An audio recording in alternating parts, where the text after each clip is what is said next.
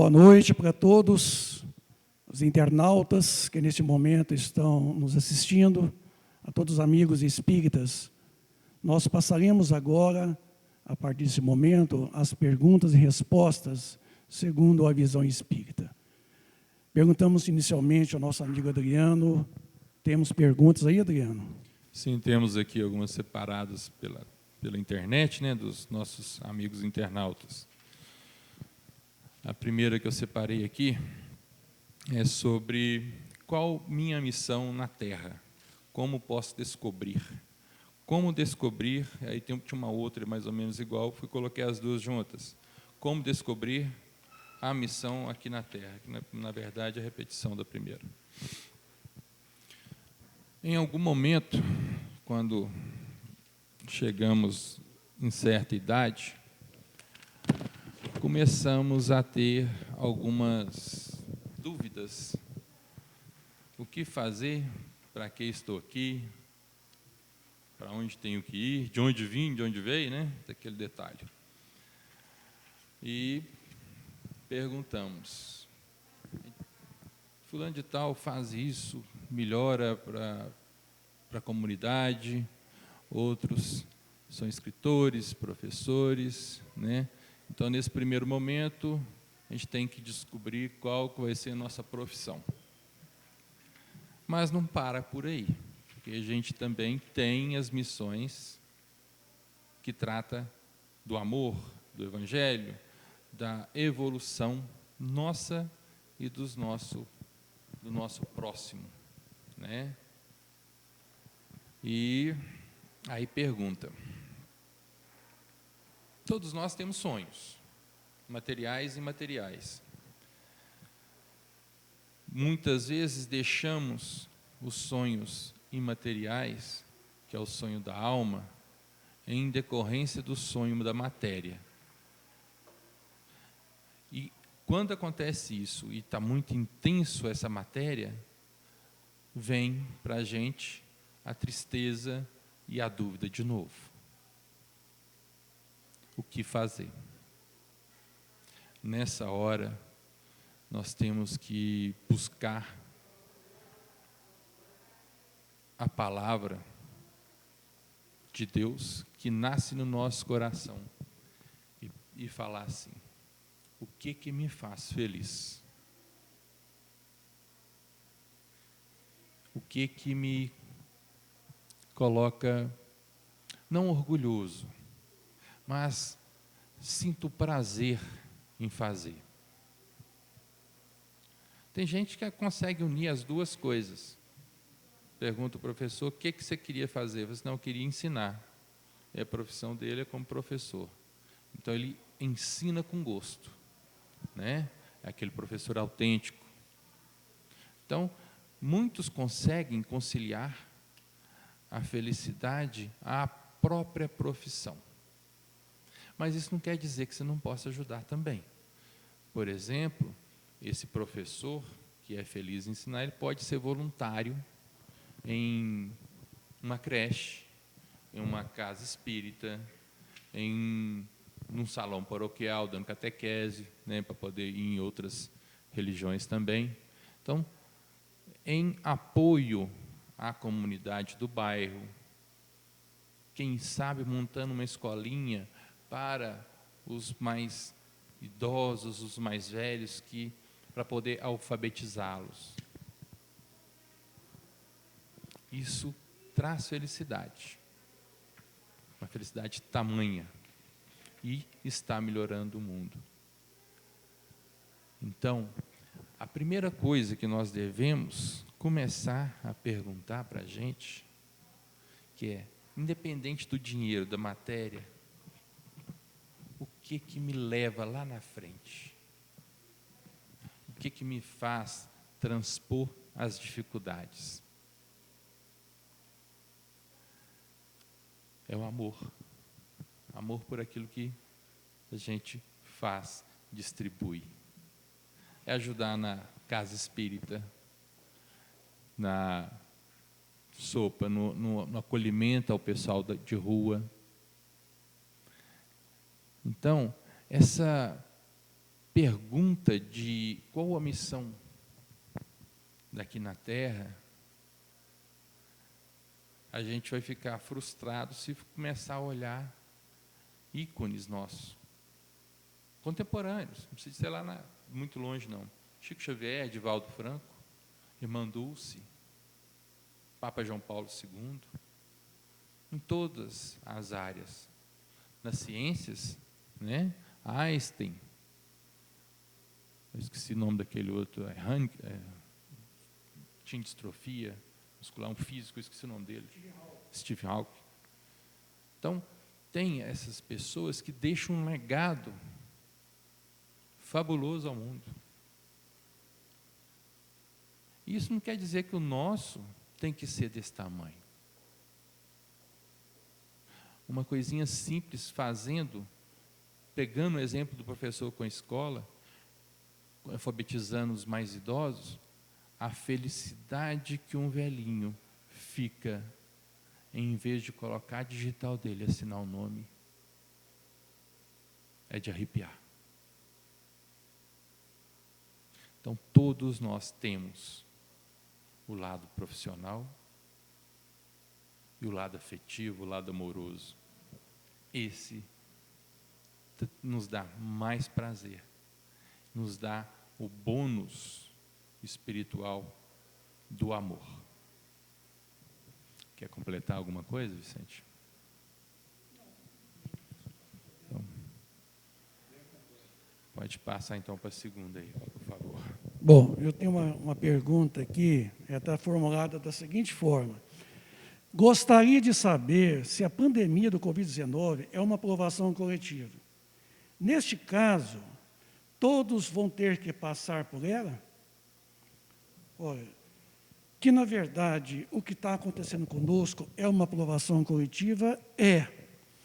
No livro Consolador de Emmanuel, na pergunta 250, Emmanuel, ele fala para nós o processo da aprovação coletiva, de que tempos em tempos a humanidade ela passa por períodos de aprovação coletiva, a fim de que a humanidade possa retificar, quer dizer, passar pelo processo de recuperação espiritual, na onde os valores estão totalmente invertidos. Então, vêm os chamados expurgos coletivos, porque normalmente todos nós, independentemente de estarmos num processo coletivo, todos nós passamos pelo processo individual, de provação e de expiação. Aí você vai perguntar, mas tem uma diferença? Temos. A expiação sempre com relação ao passado. Toda expiação é sempre com relação ao passado. A provação sempre com relação ao futuro. Então, aí está a grande diferença. Quando nós estamos aqui passando pela provação, nós estamos adquirindo possibilidade de crescimento espiritual. Só se cresce no amor, não cresce na dor, porque a expiação é um processo de expurgo, quer dizer, de você poder elaborar paulatinamente, através do sofrimento, o sofrimento que você ontem elegeu para si mesmo, que você foi objeto e causa ao mesmo instante. Então, você vem agora para poder expurgar o quê? Esse sofrimento que você elegeu ontem, através de contrair, certo? Lesando as leis naturais, contrariando as leis naturais, leis essas que está escrita em nossa própria consciência. Então, Deus é tão bom que nos permite quantas reencarnações forem necessárias para ressarcirmos um único mal. Então, por isso, de que a pandemia é um processo de epidemia a nível continental, por isso que chama PAN, isso, quer dizer, a nível de continentes. De tempos em tempos, a humanidade passa por essas grandes epidemias, e que chega a atingir pandemias.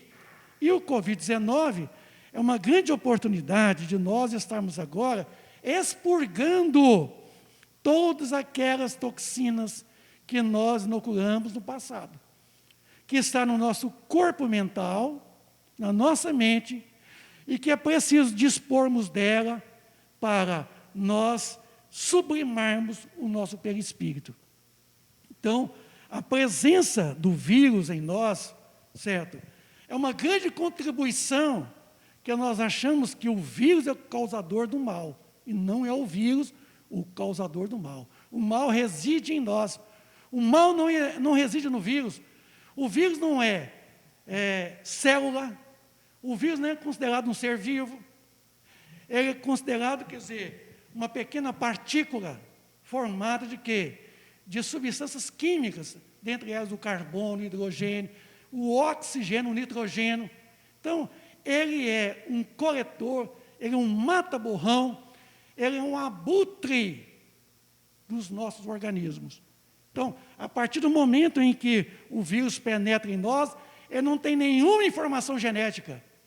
Ele vai ser tipificado em nosso próprio organismo. Então, somos nós que tipificamos o vírus Covid, o SARS-2, que é esse que está pegando aí. Então, o mal, como diz André Luiz no livro Evolução em Dois Mundos, é uma predisposição orgânica. Quer dizer, essa predisposição orgânica traz em nós toda essa condição de podermos eleger esse mal, e o vírus vem retirar todas essas toxinas para fora. Por que tem um portador assintomático? Tem pessoas que têm o vírus do Covid e não desenvolvem infecção. Mas por que não desenvolve infecção? Assim como também tem o vírus da AIDS. No vírus da AIDS tem um portador assintomático. Aquele que tem o vírus no corpo e não desenvolve a infecção. Por quê? Porque ele não tem a informação, porque todos os nossos erros, toda a nossa maldade, todas as nossas contrariedades às leis divinas, existem em nós em forma de informações. Informações que está hoje, é como no computador, que tem todo um programa Windows, isso, que tem toda uma programação de informações para poder desenvolver todo o quê?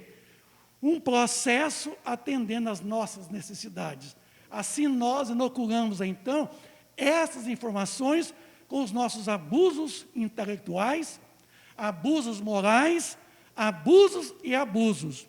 E isso fica gravado em nosso subconsciente, lá no nosso corpo mental. Em um dado momento, isso tem que ser desalojado. Tá?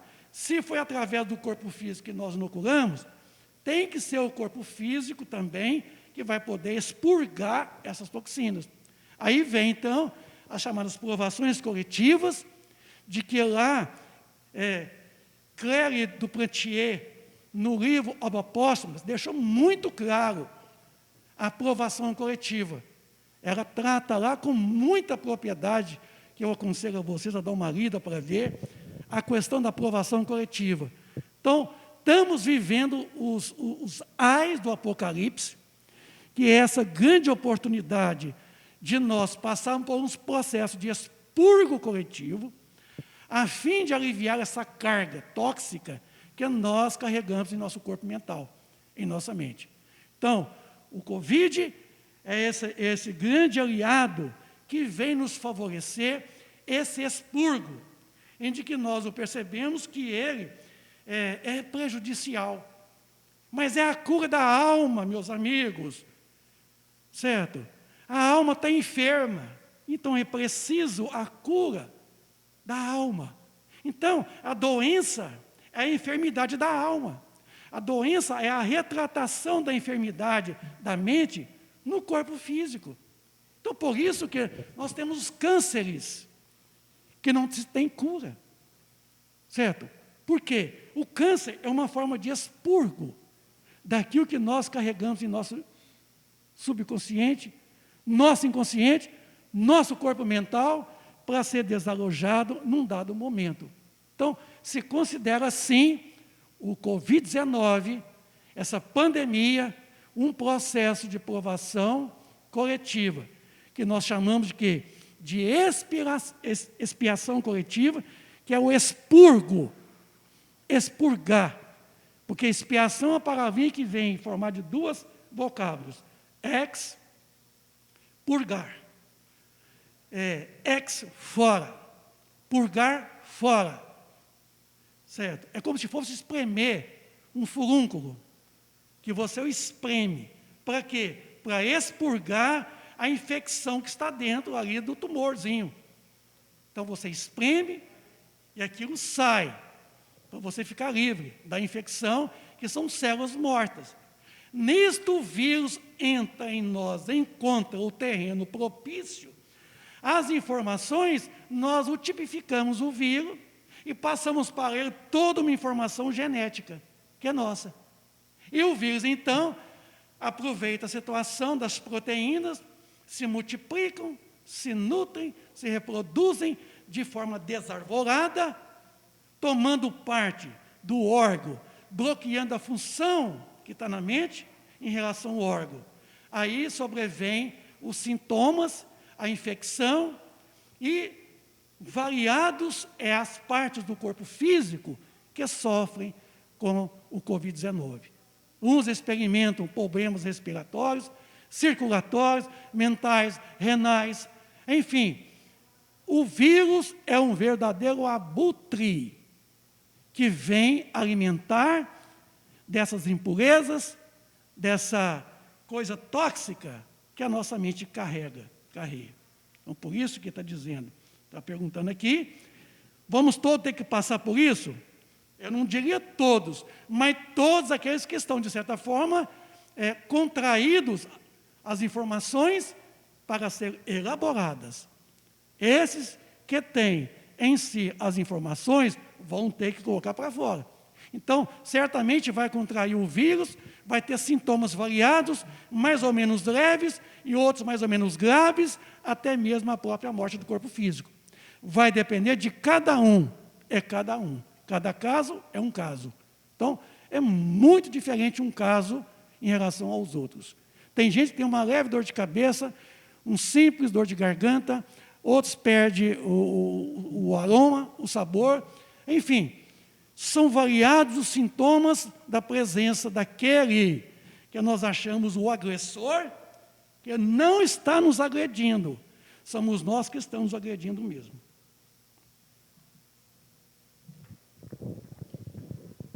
A outra questão que eu separei aqui é muito interessante, até também pelos alguns fatores novos que está acontecendo agora, exatamente depois dessa parte, durante essa parte aqui da pandemia, né?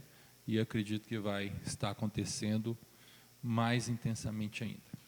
A pergunta é a seguinte: eu preciso desenvolver minha mediunidade? Bom, a mediunidade, o espiritismo, ele não obriga ninguém a desenvolver a mediunidade, né? Ressalto que a mediunidade ela não está só no espírita, ela é inerente a todos nós encarnados, né? E está no meio espírita, está dentro da Igreja Católica, está dentro das igrejas evangélicas e em todas outras igrejas e também até mesmo com os ateus, né, que não tem igreja. Tá. Mas, de forma nenhuma, é obrigatório desenvolver. Ressalto também que o não desenvolvimento vai deixar uma parte do organismo, do nosso espírito, da nossa alma, paralisada. E isso vai vir a resultar em algumas coisas, né, vamos dizer assim, que não vai ser bom, não vai ser boa. Por quê? A gente está ali para produzir energia, para poder doar essa energia, ajudar, né?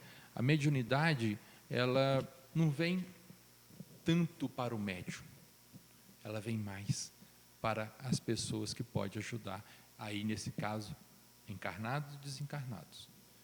Então, é um trabalho, né, que a pessoa se propôs ao encarnar, né, no projeto encarnatório, de ajudar. E chega aqui, nós esquecemos.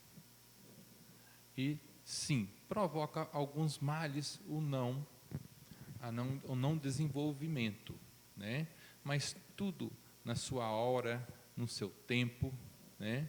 Assim que começar a introspecção, começar a se conhecer melhor, vir, como se diz, fazer uma reforma íntima e optar por desenvolvê-la, os ganhos para o médium são bênçãos de Deus, porque tudo se modifica, a visão, né, como pessoa, como cristão, a visão do sofrimento do outro, né, do encarnado, do desencarnado, e a proteção. Fala assim, mas eu tenho medo de desenvolver minha mediunidade e ser atingido. Mas o médium é o primeiro a obter proteção, é o primeiro a obter o tratamento, ele é o primeiro a ser curado. Ele só vai trabalhar, ele só vai ajudar e fazer a caridade a partir do momento que ele receber isso pela mediunidade. Então, fiquem tranquilos. Mediunidade não é uma coisa do outro mundo, é uma coisa deste mundo, para a gente poder ter acesso e experienciar com os nossos amigos, com os espíritos de luz desencarnados. E por que falei que tem muito a ver com a Covid? Bom,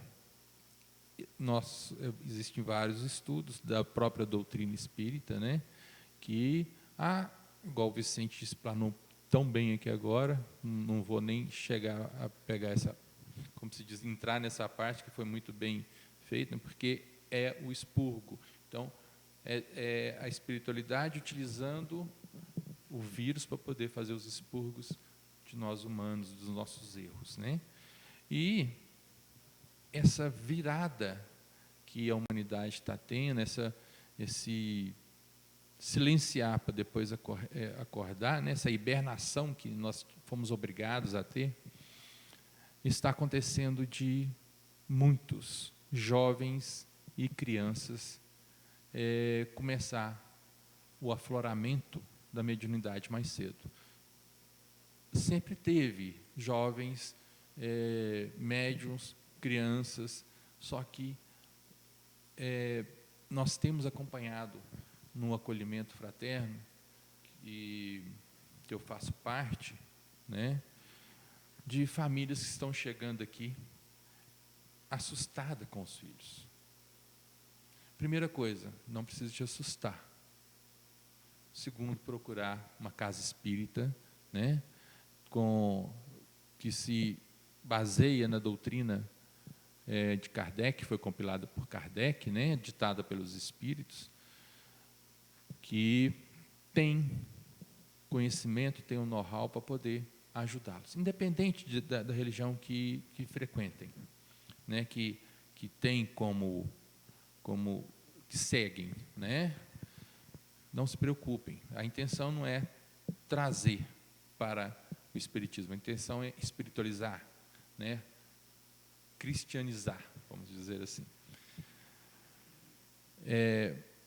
A partir do momento que observa que o jovem, a criança, está tendo algumas modificações no comportar, no conversar, e estão sendo frequentes, né?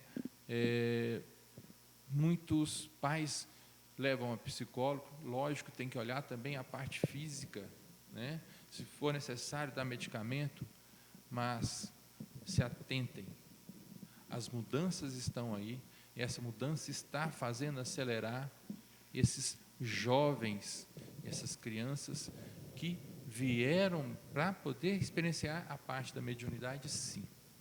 Então, fiquem atentos, procurem como se diz, o tratamento físico, mas não deixe o tratamento espiritual de lado.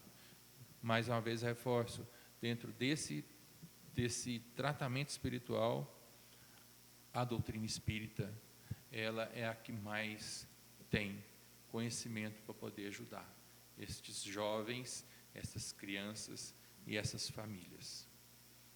É uma coisa que está acontecendo agora, que a gente está sentindo agora, né? nesses atendimentos que estão sendo feitos agora durante a pandemia, vendo essas famílias chegarem aqui. Muitas delas já em desorientamento, não estão acostumados com aquilo. E a doutrina espírita tem o ensino para isso. Tá?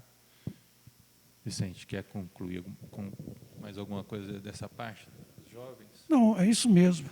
Esse momento da eclosão da faculdade medianímica, mediúnica, estaria realmente marcada para o final dos tempos, não é isso? Essa explosão, né, da faculdade. Sim. Tá, já estava E previsto. estamos vivenciando isso aqui dia a dia, não trabalho só no Jesus Nazaré, trabalho em mais outro centro também, e temos observado essa explosão mediúnica em crianças a partir de 8 anos de idade, inclusive também com 6 anos. Já passou também pelo nosso acolhimento, a família passou.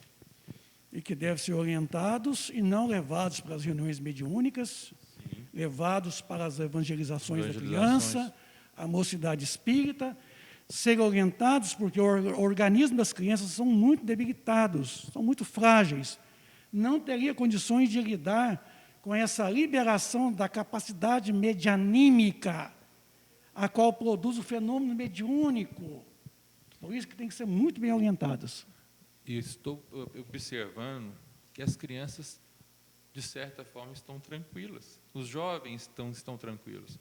Eu vejo mais a insegurança e um pouco de desespero são dos pais, dos tios, que não sabem lidar. Então, muitas vezes, a gente não tem que tanto trabalhar a criança, a gente tem que fazer evangelização, sim, mas aquele trabalho imediato é com a família toda. Bom, eu tenho uma outra pergunta aqui, muito paralela à precedente. Senhor Vicente, o senhor poderia me explicar por que a espiritualidade não cura a doença do Covid-19, uma vez que os passos magnéticos têm curado tantas outras doenças na casa espírita? Eu não sei se os passos magnéticos têm curado as pessoas. Nós buscamos o passo magnético na casa espírita, isso, a possibilidade da cura, mas a cura depende individualmente. Nenhum passista cura um paciente, ninguém cura ninguém. A cura está justamente na pessoa da qual apresenta a patologia. Diz Emmanuel na pergunta 96 do livro Consolador, quando se percebe de que há enfermidade e há doenças. E com isso coloca que é no próprio enfermo que se encontra todos os recursos definitivos para a cura de todos os males. Então, quer dizer, o passista proporciona ao paciente a possibilidade do recolhimento, certo? De receber, naquele momento ali, a magnetização, que proporcionaria a ele a revitalização das perdas energéticas vitais que ele sofreu durante o dia, a semana, o mês, o ano. Estaria reabilitando. Mas se ele não muda de comportamento, o mal persiste. Diz Emmanuel na 96, que tem males da alma tão persistente que reclama várias reencarnações sucessivas com o mesmo grau de intensidade nos processos regeneradores. Por isso que eu estou dizendo, se não pode curar o Covid, é porque o Covid ele é um processo expurgatório. Ele é um processo de que nós mesmos elegemos com as nossas mãos em outras existências, e de que agora é hora de dispormos dele, porque ninguém entrará no reino dos céus com um perispírito denso, pesado. É o corpo, é a chamada veste nupcial, da qual Jesus menciona no banquete final. É preciso vestir o traje nupcial para entrar no banquete, que é a felicidade, a plenitude da felicidade. Então, é preciso transmutar o perispírito, os seus elementos quimioelétricos, em outros elementos mais sutis, se livrando das nódias, das toxinas mentais. E o Covid-19 é uma grande oportunidade retificadora no final de tempos, para que a humanidade agora possa reaprender o que não aprendeu no passado. Novas atitudes, novos pensamentos, novo modo de poder viver, de poder relacionar, de encarar a vida, que nós não estamos aqui a passeio. Nós estamos aqui para passarmos por um processo de quê? De progresso intelecto moral, nos levando à nossa evolução espiritual. Então, por isso que a espiritualidade, o que vem dela não é nada material. Não espere nada material da espiritualidade. Porque a matéria do mundo espiritual não é igual à nossa. O mundo espiritual é um mundo eletromagnético, totalmente formado de energia. Não é matéria densa como esta aqui. Então, eles não podem, de forma nenhuma, nos proporcionar nada materialmente. O que eles podem nos proporcionar são esses fluidos reparadores que vêm revitalizar, mas que espera de nós, de que nós mantivemos realmente a mudança de atitude. Porque se nós reincidimos nas mesmas atitudes de então, seremos eternamente pessoas enfermas e doentes. Aí é preciso, então, uma pandemia muito mais intensa, muito mais forte, para poder, então, despertar a humanidade para um processo de elaboração daquilo que está ali dificultando, impedindo o seu crescimento espiritual, que é justamente a inoculação de tudo que é materialmente falando. Os vícios, as mazelas, as nódias que nós vamos inoculando dia a dia. Então, esse é um momento, essa é uma grande oportunidade de expurgar tudo aquilo que é nocivo e que é prejudicial. O passe, ele possibilita o paciente a receber a possibilidade dele poder se predispor e mudar a atitude, e o mal vai se elaborando paulatinamente. Por isso que temos que entender. Se vem a casa espírita buscar o lenitivo, certo? Mas se você não muda a conduta, continua o mesmo homem vicioso, maledicente, o mal persiste. Então, pode receber quantos passes, se for necessário. Quem quiser entender isso melhor, vai pegar o livro Missionários da Luz, no capítulo 13, que trata da reencarnação de Segismundo, tá? Vai dar uma lida ali, vai lá no capítulo 19, que vai ficar mais evidente agora, vai dar uma olhada no capítulo 19, que trata dos passes, no último parágrafo, nos últimos parágrafos do capítulo 19 do livro Missionários da Luz, que relata um caso de um senhor que pela 10ª vez estava presente numa reunião no centro espírita do passe, e ele foi deixado por último para ser atendido. E o André Luiz ficou escafifado: por que vocês não atendem esse rapaz aqui? Ele está aqui, está todo mundo sendo atendido, e ele não esquenta a cabeça não, André. Esse daí é a 10ª vez que ele vem aqui, ó, para receber o passe, mas em casa ele é tirano, é uma pessoa que guarda mágoas, é uma pessoa que odeia, é uma pessoa que não vive o bem. Então, não preocupa não, nós vamos atender ele na hora precisa. Então, meus amigos, temos que merecer, temos que fazer o merecimento. Caso contrário, não haverá realmente a cura.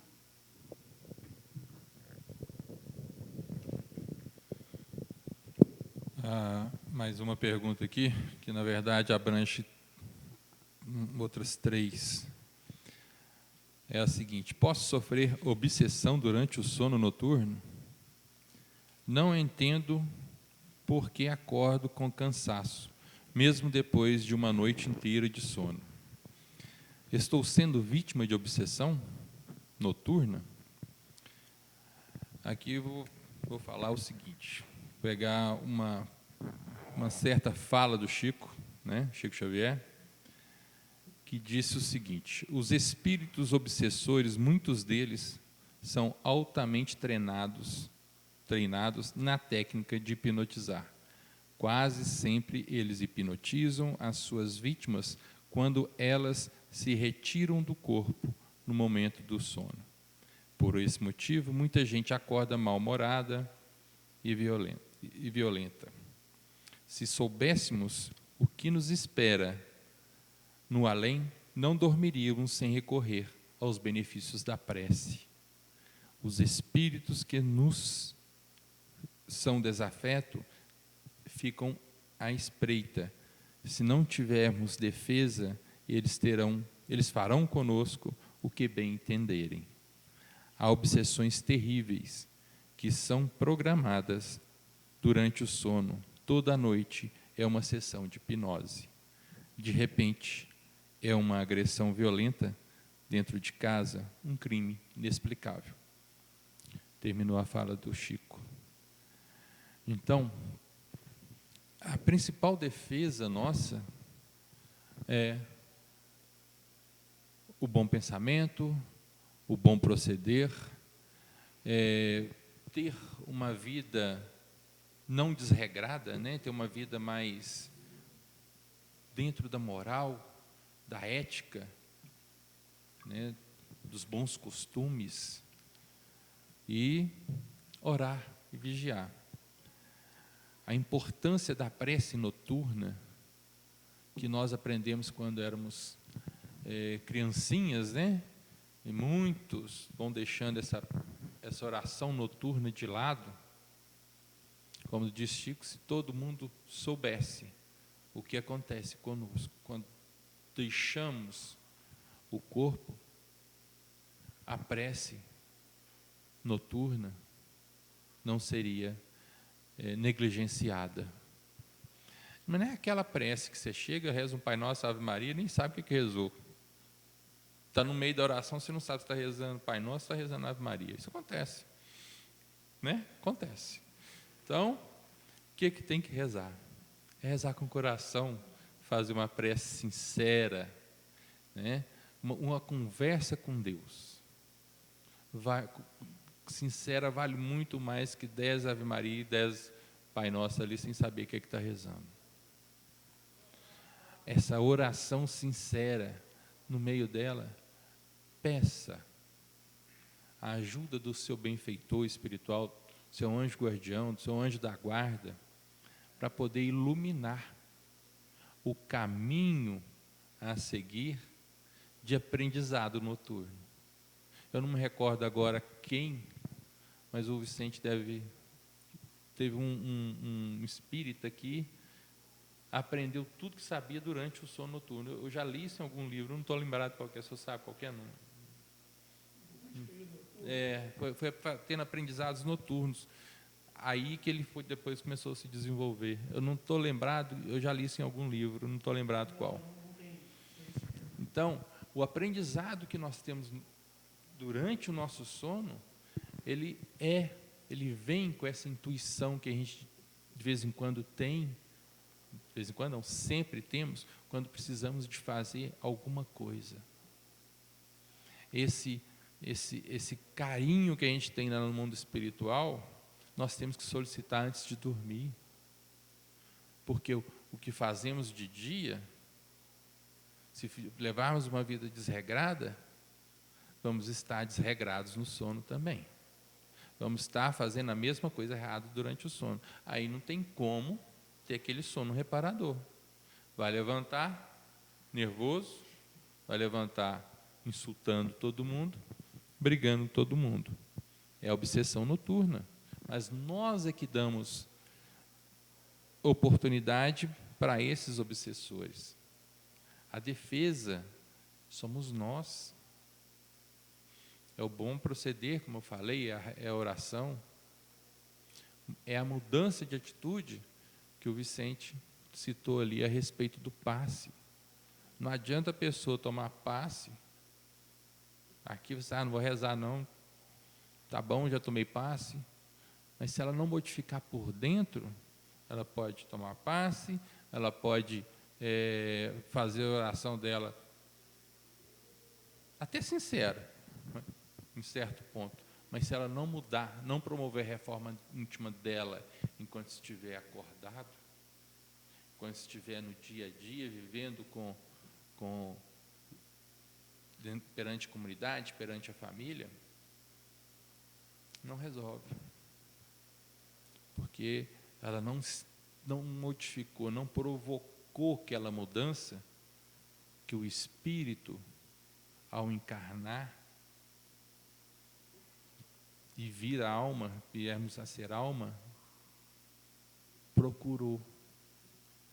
É a fonte, como se diz, o que queremos buscar enquanto antes de encarnar, é essa mudança, é a reforma íntima. É a prova que nós escolhemos, é a nossa mudança. Se ela não ocorrer, enquanto estamos acordados, no nosso dia a dia, ela não vai ocorrer de noite, não. Agora, se você mudar de dia, melhorar a sua postura como cristão, como ser humano, e solicitar, através de oração sincera, vai ter aprendizado e proteção noturna. Então, sim, temos obsessão noturna, sim. Vicente?